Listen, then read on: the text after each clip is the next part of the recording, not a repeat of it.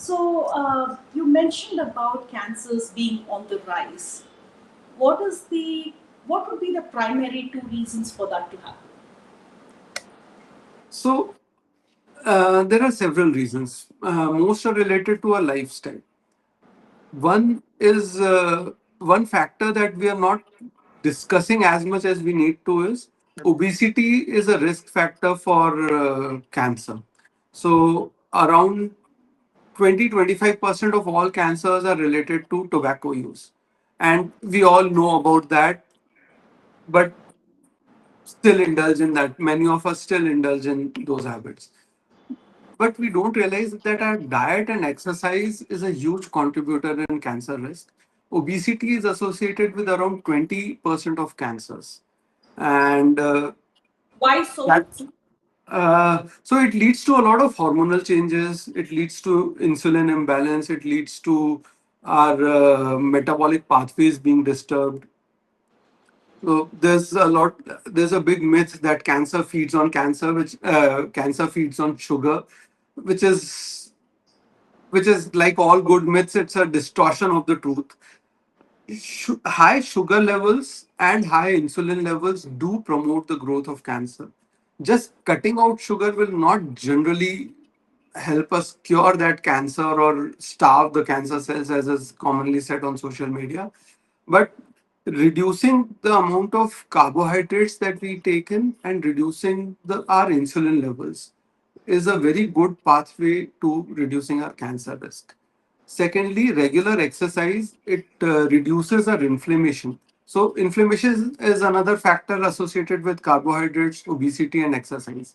Chronic inflammation is a condition where our body is constantly, our immune system is constantly engaged, and it leads to a lot of distortions coming into the cells. It leads to a lot of unnecessary immune reaction by our body to the cells, which leads to all sorts of diseases, diabetes, heart disease, uh, and also cancer. So, a healthy diet. What is a healthy diet? Healthy diet is one which is calorie balanced. You only take in as many calories as you can spend.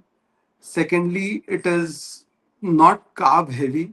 So that is very difficult to do in Indian diet because Indian diet is very, very carb heavy. It's one of the most carb heavy diets anywhere in the world. Especially if we are vegetarians, it is extremely carb heavy. Even the Indian non-vegetarians eat meat maybe once or twice in a week.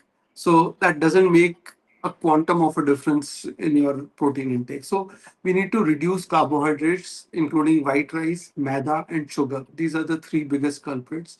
Eat more multigrain, eat more of millets, reduce the amount of carbs on your plate, and increase the amount of fresh fruits and vegetables, which are anti inflammatory. And which fruits and vegetables to eat? So I generally say that pick a colorful plate. The more colorful your plate is, the more varied kind of ingredients you are taking in, and that will give you all kinds of micronutrients as well as a mix of fiber and everything. Again, we have last 20-30 years we have become very fond of juices. Juices are a very poor way to consume fruits.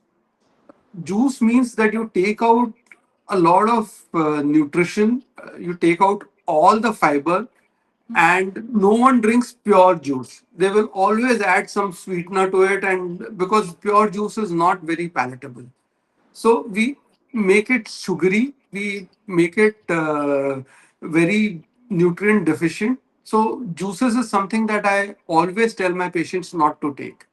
And especially during recovery, juices are encouraged left, right, and center. But that is something that we need to be careful of. So fresh fruits and vegetables, less carbs, more protein. Even if you're vegetarian, you have to be creative, add more soya. So soya bean has more protein per gram than chicken and mutton. So the more soya we are eating, the better we are. It's not part of our traditional Indian diet, but I think we need to make it more and more a part of a vegetarian diet. And then, of course, protein supplementation. There is nothing wrong with supplementation. Whey proteins do not make you sick. Whey protein is not your enemy. If you can't drink protein, add it to your roti flour, add it to your curd and make it a raita, add it to your vegetables, make the gravy thicker and a little bit more healthy. So these are the kinds of tips. And exercise, regular exercise has proven to benefit both cancer prevention as well as survival after cancer. It is the most important steps that you can take to reduce the risk of cancer and to enhance your recovery after cancer. And again, the traditional thing of अभी आप बीमार हो rest करो is very very dangerous. We need to encourage people to be more active even when they are convalescing. Now you tell me, how was the journey of your mother and your sister-in-law? What did you see? What did you learn? And what can I learn from that journey? Like they say, a positive attitude is half the battle won, right? So imagine your mom being just detected with cancer, and imagine if she's panicking. That really turns on the alarm, and then everybody in the family, it's like a chain reaction, right? So a positive attitude is half the battle won. I think she had a very positive attitude. She didn't panic. When she didn't panic, we were also at peace. The second thing is awareness. When you know that you are in good hands, going to a reliable medical treatment facility, uh, and knowing that it can be cured, that really sets the tone for your treatment. Because yes, doctors are, setting you on the path of recovery, but how you approach your own diagnosis makes all the difference. Um, so in my case, in my mom's case, she was detected maybe a month before her birthday, and it's interesting because she had planned her birthday celebration with her friends, with her senior citizen friends and all, and she didn't change any of that.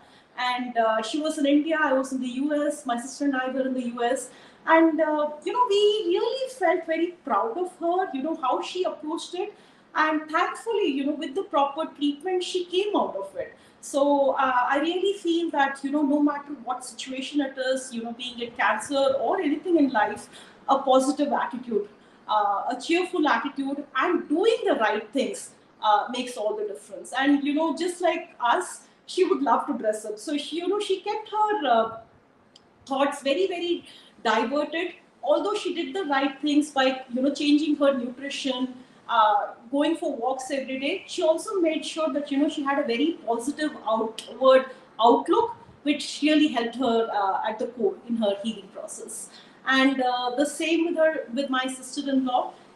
She is a very very strong woman herself, a very strong career woman, and she navigated her way through exactly the same, with a very positive attitude again, and balancing it. The point that you mentioned, ऐसा नहीं है कि बीमार हो गए, you just take rest, because that really gets you very depressed. So the general outlook should be, I'm going to do whatever it takes to come out of it without losing the focus in life. And when you are like that, people around you also, are in that same mindset, and they support you that way. So that really is half the battle, I feel. What are your thoughts? Absolutely. We see it all the time. Patients who panic, they often look for shortcuts. They often look for, doing something that will just get them out of the situation as soon as possible. This is a journey. Cancer treatment, unfortunately, it's a journey. It's a long journey. It's an arduous journey, uh, more or less arduous for different people, but it is an arduous journey.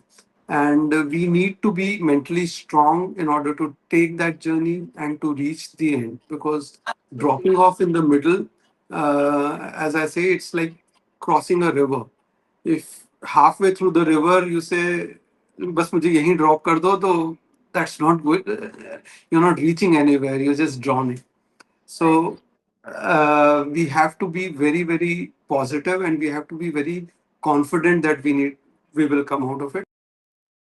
And we see difference in patients who go through this. My sister-in-law is also an entrepreneur, is also a working woman. Uh, how is it balancing? I see Neha balancing health, work, life, family, everything, day in and day out. What's your message to other women who are trying to do the same kind of balancing? Yeah. So earlier there was this thing about work-life balance, right? We say when you're focused on work, do work. But now it's all about work-life integration, right? Everything has to happen simultaneously. We live in an era of agility, right? It's all about, something just comes up, you're not prepared for it, you have to jump onto it. So, with such a lifestyle, stress is very natural. You cannot really avoid it, but I think there is one thing that I do that has really helped, and that is we never go to bed with a negative emotion in mind. However stressful we are, or there is something really worrisome, but when you go to bed, which is the time when your body is actually repairing itself, there is absolutely no negative emotion. And I do take the time to unwind every single night, be it mindless surfing or just doing things that make me feel happy. But every day night is the time to unwind, recover, and set your body in a state where it can naturally recover without stress being there. So no matter what stress is there during the day, the night is the time for recovery and repair. That's a very good advice, and not just for women. So I'll also try and follow that. Yeah, and it's interesting. We've been doing this. Both Raghu and I had this mantra very early on in our marriage, and both of us really follow it. So no matter how stressful it is, we make sure that there are absolutely zero negative emotions when we go to bed. Yeah. So Great advice for everyone. Dr. Jayesh, it was wonderful chatting with you. I mean, your insights were very helpful. We all talk about it, but that little nudge is always important, right? We all hear that, we have to go see a doctor, get ourselves tested, but, our lifestyles keep us so busy. We need that nudge. And I think the conversation with you today was that little nudge. And I'm sure many of our women in the audience are also, have these questions. What are the things that I need to look for? Why is cancer on the rise? And what is it that I can do? One, to prevent, and second, if you are in that course where you or someone else around you is battling through cancer or going through cancer, what is it that you can do to make the recovery easier, Absolutely. right?